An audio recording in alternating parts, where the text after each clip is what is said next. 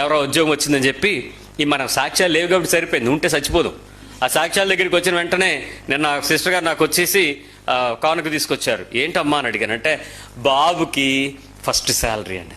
నాకెందుకు ఇచ్చావు అని రమ్మన్నాను. కాదమ్మా అది దేవుడికి ఇస్తానని మొక్కున్నాడండి. ఎవడు మొక్కోమన్నాడు? ఈ దరిద్ర పాస్టర్లు నేర్పించారు. అసలు ఏం లేవు, నీ హృదయము దేవునికి కావాలి. ఫస్ట్దంతా తెచ్చి నాకు ఇచ్చేస్తే ఆడిదేం తింటాడండి? నిజంగా చెప్తున్నాను, ఉద్యోగం చేసినప్పుడు మొదటి నెల నా నొప్పి అదే. నాకు జీతం వస్తుందో రాదో తర్వాత విషయం. ముందు నేను ఉద్యోగం నెలంతా వెళ్ళేటప్పుడు ప్రతిరోజు పొద్దున్నే 5 గంటలకు లేచి అమ్మ వంట చేసి క్యారేజ్ కట్టి అన్ని ఏర్పాటు చేస్తే నేను 8 గంటలకల్లా నేను ఆఫీస్లోకి వెళ్ళాలి. ఇంచుమించు 200 కిలోమీటర్లు ప్రయాణం చేసి వెళ్ళాలి. అంత ప్రయాస వీళ్ళు పడితే తెల్లవారు లేచేటప్పటికి మళ్ళీ నేను రాత్రి వచ్చేటప్పటికి తెల్లవారు కూర ఉందో లేదో కూడా, ఏమైనా ఆహారం ఉందో లేదో కూడా ఇంట్లో నేను చూసేవాడిని కాదు.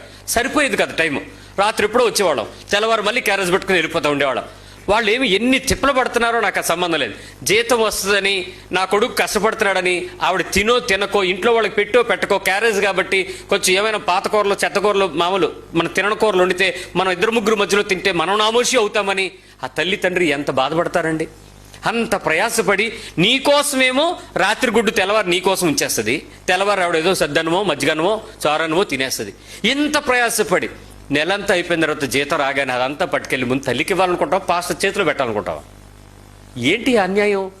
వీళ్ళు ఏంటంటే దేవుడు దేవుడు దేవుడు దీవిచ్చేస్తాడు, ఇచ్చే ఎంతసేపు మళ్ళీ అది కూడా లాగేసుకోవడం. ఇక్కడ దీవిస్తున్న తల్లి కనపట్లా, ఇంట్లో కష్టపడిన తండ్రి కనపట్లా, ప్రయాసపడి తీసుకొచ్చి నీ బ్రతుకుని ఆశీర్వదించబడాలని నీ కొరకు వాళ్ళు ఎన్ని త్యాగాలు చేశారో కనపట్లా. మన డబ్బు అనేటప్పటికి నేను తీసుకెళ్ళి మా అమ్మగారికి ఇచ్చాను, పాస్టర్ గారికి ఇచ్చానన్న, చర్చికి ఇచ్చానన్న, చందాలో ఇచ్చానన్న. ఇవ్వనన్నా. ఎందుకనండి? నన్ను దేవుడు ఆరోగ్యం ఇచ్చాడు, కాపాడాడు. ఆయన పోర్షన్ ఆయనకి ఇచ్చుకుంటాను, అది వేరే విషయం. నేను ఎంత ఇవ్వాలో, నేను ఎలా ఇవ్వాలనుకున్నానో అలా ఇస్తా. కానీ నా కోసం నువ్వు ఈ నెలంతా అప్పు చేసావు చూడు, కష్టపడ్డావు చూడు, ప్రయాసపడ్డావు చూడు, ఆ వేదన నువ్వు సంతోషిస్తే నేను ఇంకా సంతోషంగా ముందుకెళ్ళగలనమ్మా. ఇది నీ దగ్గర ఉండాలి, నువ్వు ఖర్చు పెట్టు, ఇది నీకు సంబంధించింది, ఇది ఇంటికి కాదు నీకు ఇస్తున్నాను, నువ్వు ఎలా వాడుకుంటే అలా వాడుకో, ఇదిగో ఇది ఇంటికి ఇస్తున్నాను, ఎలా కావాలంటే అలా వాడుకో.